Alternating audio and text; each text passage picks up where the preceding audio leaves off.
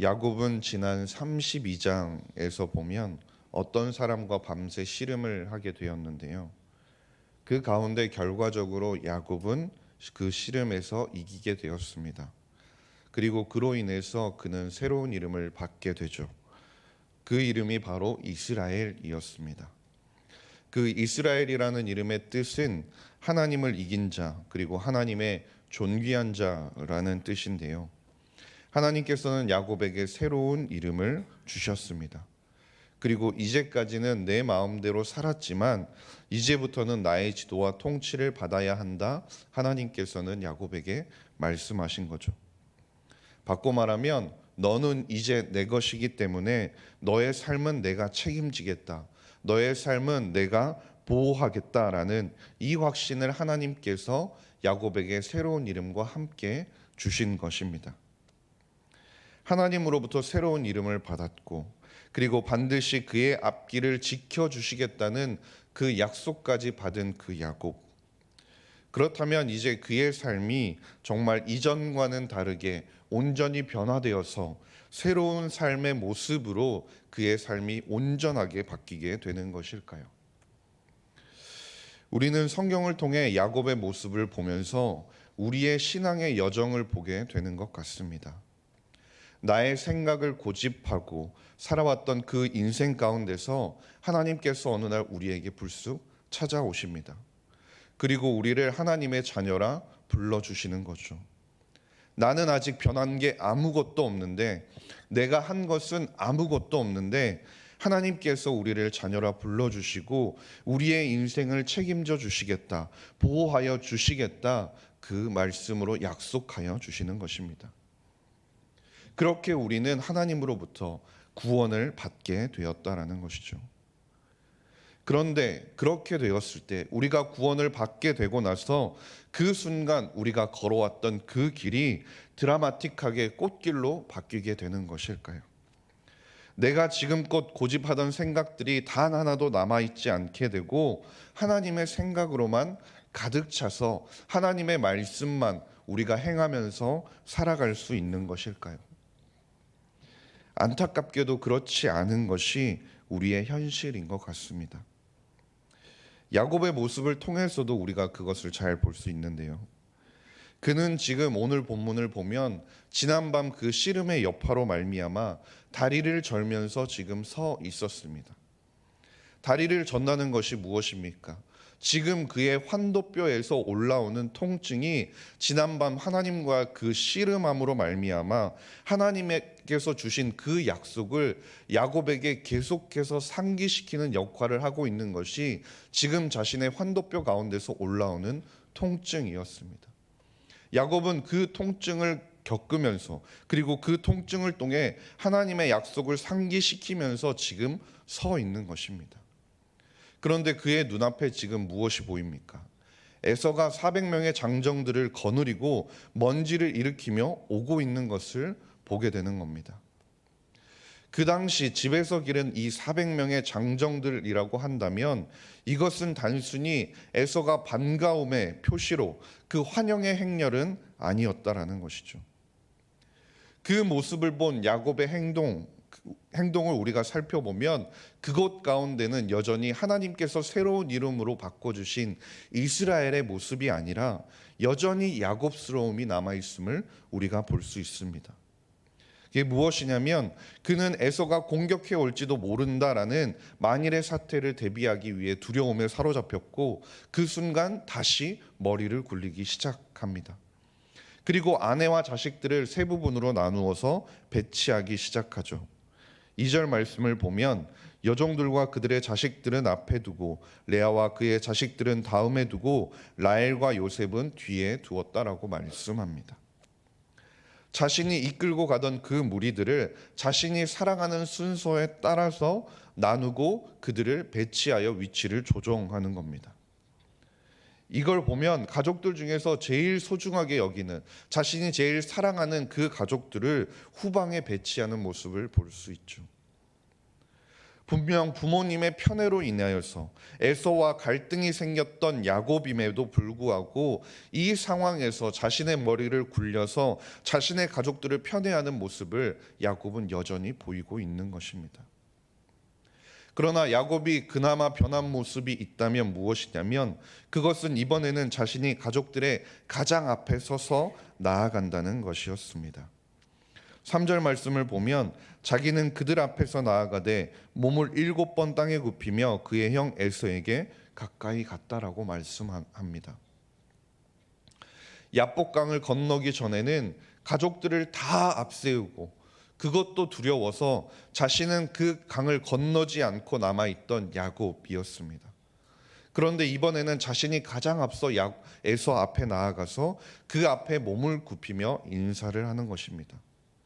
야곱이 에서에게 7번 절했다라는 것은 자신이 할 수 있는 최대한의 용서를 구하는 마음과 그리고 에서를 향한 존경과 예의를 갖추었음을 나타내는 표현이었습니다.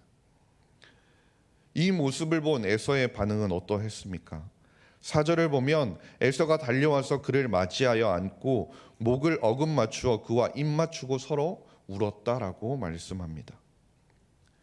에서는 빨리 야곱을 껴안아주고 싶어서 버선발로 뛰쳐나와서 야곱을 얼싸안고 서로 목을 교차하며 그리고 입을 맞추고 울었습니다. 자신이 가진 장자권, 자신에게 반드시 와야 했던 언약의 계승권을 부모님을 속여서 빼앗은 증오의 대상이었던 야곱을 에서가 드디어 만나게 된 것입니다. 20년의 세월 동안 어쩌면 그는 야곱을 죽이고자 하는 증오에 사로잡혀서 살았을지도 모릅니다. 분명 그런 마음 가운데 그는 400명의 장정을 이끌고 온 것이었죠. 그 400명의 장정을 이끌고 온 데는 분명 좋은 의도만 있었던 것은 아니었을 것입니다. 그런데 야곱을 만나는 순간 그 야곱을 바라보며 서로 어깨를 마주하고 그리고 목을 교차하며 입을 맞추고 우는 그 순간에 에서의 마음 가운데는 어떠한 애증도 그리고 분노도 증오도 남아있지 않게 되었다라는 것입니다. 증오의 대상이었던 야곱을 이처럼 반갑고 그가 따스하게 맞이할 수 있었던 이유는 무엇이었을까요? 그것은 하나님께서 그 이전에 에서의 마음 가운데 은혜와 사랑의 온기를 불어넣어 주셨기 때문입니다. 하나님께서 에서의 마음을 이미 바꿔주셨기 때문에 그 에서가 그렇게 반응할 수 있었던 것이죠. 그런데 여전히 야곱의 모습 가운데는 여전히 남아있는 야곱스러움이 발견됩니다. 8절 말씀을 보면 에서가 또 이르되 내가 만난 바 이 모든 때는 무슨 까닭이냐 야곱이 이르되 내 주께 은혜를 입으려 함이니이다 라고 말씀합니다. 자신의 가족들을 다 소개하고 나서 에서가 그동안 야곱을 만나러 오면서 만났던 수많은 짐승떼가 무엇이었는지 야곱에게 묻게 됩니다. 야곱은 이에 대해서 형을 향한 형님의 선물이라고 이야기하죠.